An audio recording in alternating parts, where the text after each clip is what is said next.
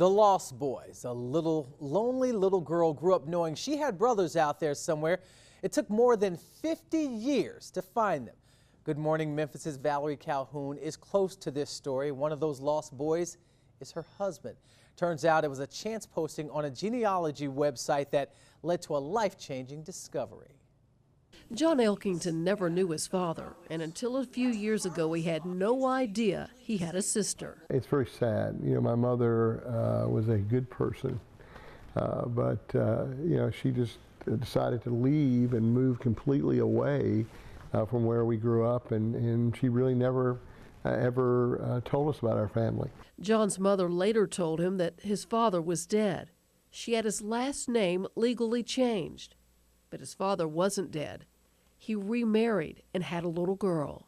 Mary Jean, you grew up an only child. You know, when I was a child, I used to always say, I'm a lonely child. And my mother would say, you're not a lonely child, you're an only child. Mary Jean Jacobson remembers seeing a picture of two little boys. Her father told her, this is John and Chris. They are your brothers. My brothers were lost. I looked for them and I couldn't find them. But I thought I was looking for John Jacobson and Chris Jacobson in Chicago. But that was a one-way street. Remember, their names had been changed. The boys discovered they had a half-sister when they found their father's obituary a few years ago. Why didn't you pursue that then? It's a strange thing because you've been told something all your life, and it turns out not to be the way it was. Fascinated by what they learned, John's daughter-in-law posted the family tree on a genealogy website. I did the whole tree, and then once you put a tree on Ancestry.com, other people can see your trees.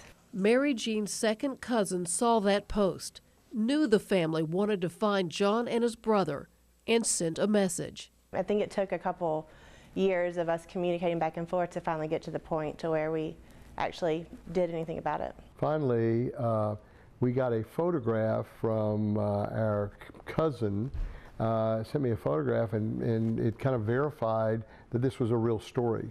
And it was a picture when I was in 8th grade and my brother was in the Army. By this time, John was ready to hear more.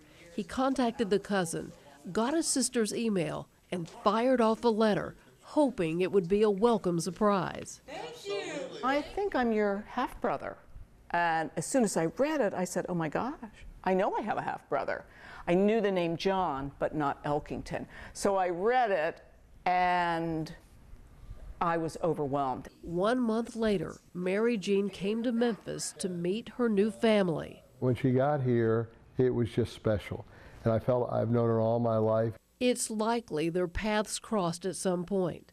John graduated from Vanderbilt in Nashville in 1970.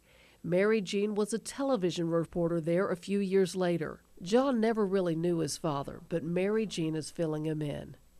It's a union made possible after 50 years, thanks to a chance posting online. In Memphis, Valerie Calhoun, Fox 13 News.